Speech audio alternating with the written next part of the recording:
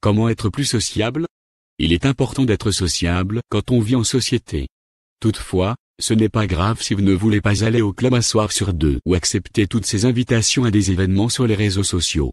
Plus que tout, vous n'êtes pas obligé de répondre aux attentes des autres, et cela inclut la façon dont vous passez votre temps. Chacun a sa propre façon d'être sociable, selon sa personnalité. Soyez à l'écoute pour être plus sociable. Nous aimons tous nous sentir vus et entendus. L'un des meilleurs moyens d'entrer en contact avec les autres est d'écouter attentivement ce qu'ils ont à dire. Vous pouvez pratiquer l'écoute active en étant curieux et en cherchant à comprendre d'où vient l'autre personne.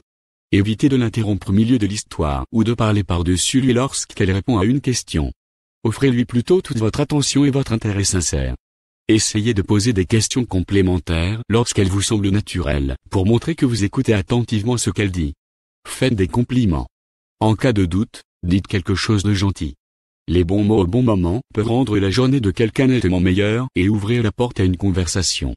Des études montrent qu'en agissant ainsi, nous augmentons aussi notre propre satisfaction dans la vie. Dire à un collègue que vous avez apprécié sa présentation ou faire savoir à quelqu'un que vous aimez sa chemise est un excellent moyen de créer des liens. Mais assurez-vous d'être sincère, pour éviter de paraître fourbe. Remarquez les petites choses qui rendent quelqu'un d'unique afin que vos paroles se distinguent. Évitez les platitudes ou les clichés. Ne dites pas la même chose à tout le monde et ne faites pas de compliments sur leur apparence physique. Concentrez-vous plutôt sur les qualités ou la personnalité. Impliquez-vous pour être plus sociable. Si vous êtes prêt à faire un pas de plus vers l'extérieur, pensez à vous trouver un passe-temps social, comme le bénévolat dans une association à but non lucratif. C'est aussi une excellente façon de rendre service et de donner en retour. Participer à des activités qui vous plaisent peut contribuer à atténuer le sentiment d'inadéquation lorsque vous rencontrez de nouvelles personnes, surtout si vous venez de déménager dans une nouvelle communauté. Utilisez votre téléphone.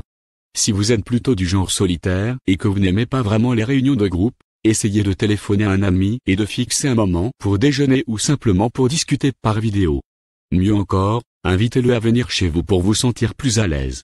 N'oubliez pas que vous n'avez pas besoin de faire une activité élaborée pour traîner et profiter de la compagnie de l'autre. Pensez à quelqu'un qui vous manque et avec qui vous aimeriez passer plus de temps. S'inscrire à un cours. La première étape pour rencontrer de nouvelles personnes consiste à s'exposer à un environnement engageant. Sortez de votre zone de confort et recherchez les cours disponibles que vous mourrez d'envie de suivre. Cela vous permet de développer et d'exercer vos compétences sociales. Prenez donc ce cours de peinture ou de cuisine et déclenchez une conversation en attendant le début du cours. Vous constaterez qu'il est souvent plus facile de parler avec d'autres personnes lorsque vous partagez des intérêts communs. Reconnaître quand vous pourriez avoir besoin d'aide. Les relations humaines sont une partie importante de votre bien-être général, mais ce n'est pas toujours facile. N'oubliez pas que le développement de vos compétences sociales est un processus progressif qui ne se fera pas du jour au lendemain. Ne vous jugez pas si vous ne faites pas autant de progrès que vous le souhaiteriez. Il est normal d'éprouver une certaine nervosité lorsque vous vous mettez à l'extérieur, mais si vous vous sentez bloqué par votre timidité, il est peut-être temps de parler à quelqu'un des troubles sous-jacents potentiels, tels que l'anxiété sociale, l'agoraphobie ou le trouble d'anxiété généralisée.